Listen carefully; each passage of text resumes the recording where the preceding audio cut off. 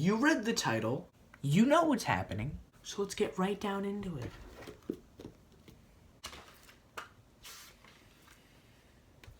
When in the course of human events, it becomes necessary for one people to dissolve the political bands which have connected them with another, and to assume among the powers of the earth the separate and equal station to which the laws of nature and God's nature entitle them.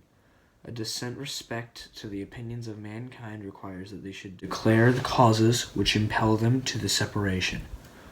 We hold these truths to be self-evident, that all men are created equal, that they are endowed by their Creator with certain unalienable rights, that among these are life, liberty, and the pursuit of happiness.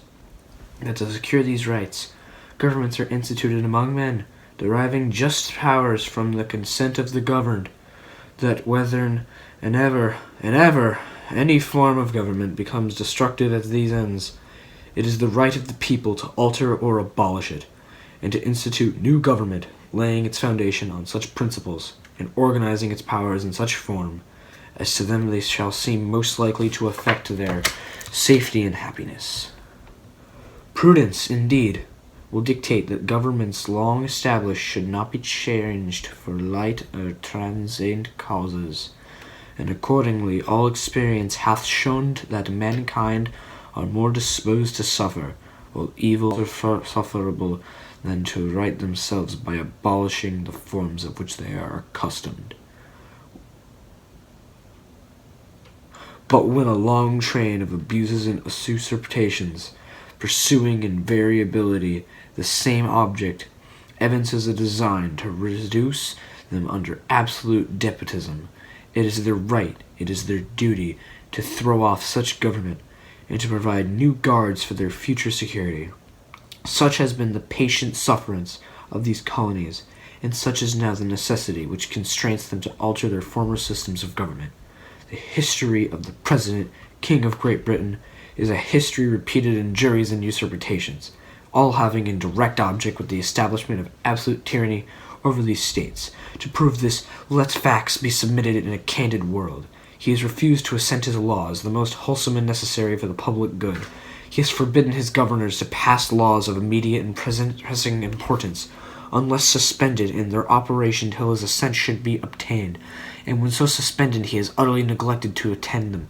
He has refused to pass other laws of the accommodation of large districts of people, unless those people who would relinquish the right to representation in the legislature, a right inestimable to them and formidable to tyrants only.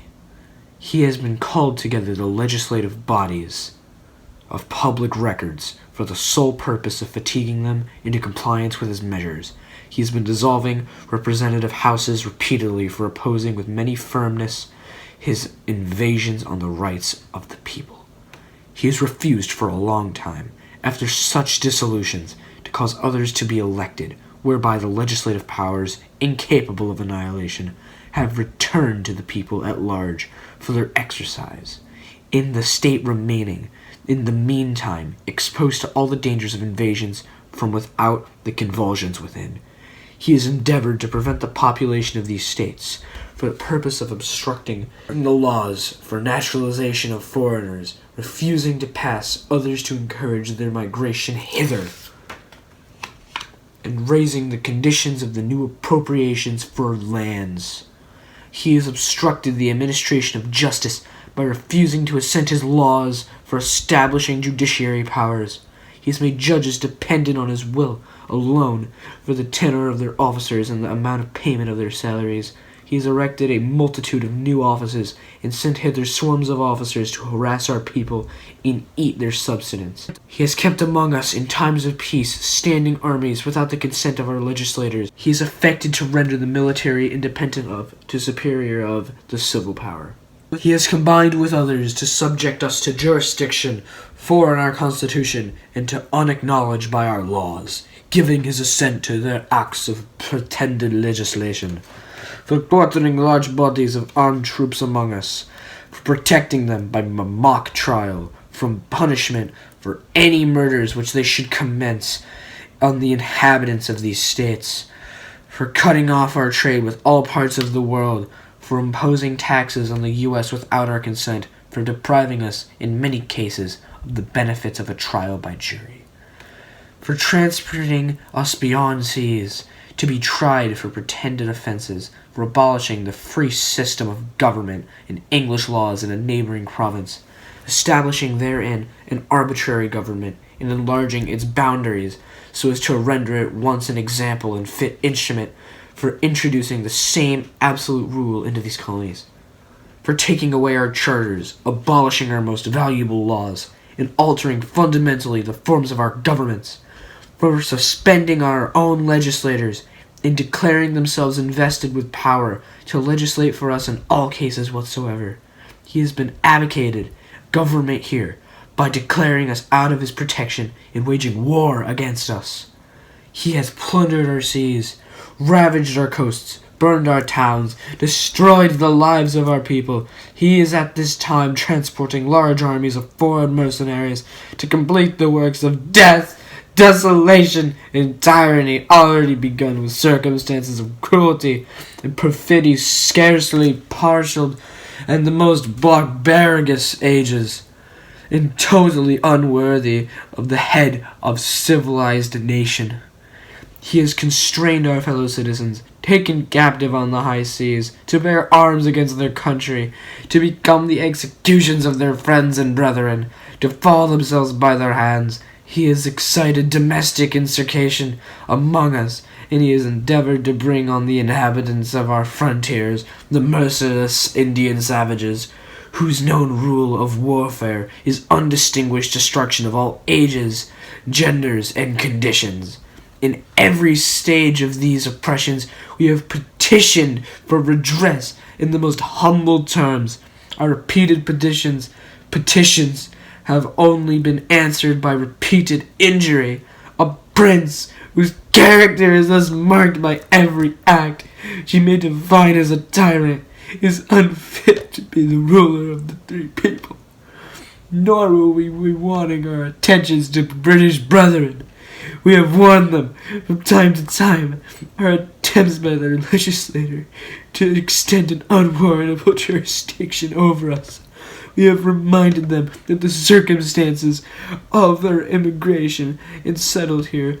We have appealed to their native justice, magnanimity, and we have conjured them by the ties of our common kindred to disavow these usurpations, which would inevitably interrupt our connections and correspondence. They, too, have been deaf to the voice of justice and consanguinity. We must, therefore, acquiesce the necessity which denounces our separation, and hold them, as we hold the rest of mankind, enemies in war, in peace, and friends.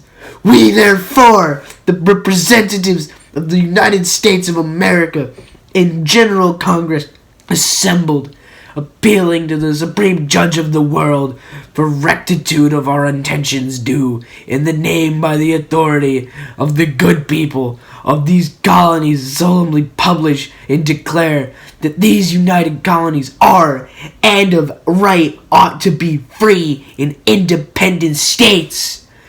That these united colonies are, and right ought to be, free and independent states.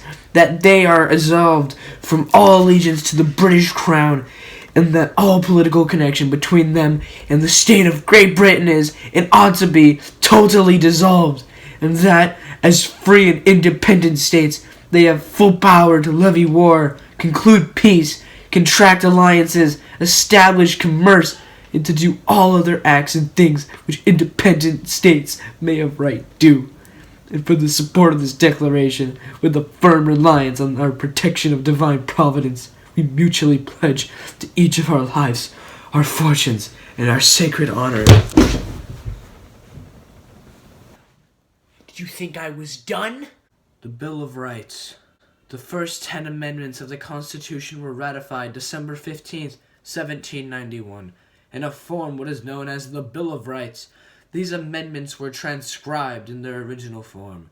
The capitalization and punctuation in this version is enrolled from the original of the 1789 joint resolution of the Congress proposing the Bill of Rights. Chapter 1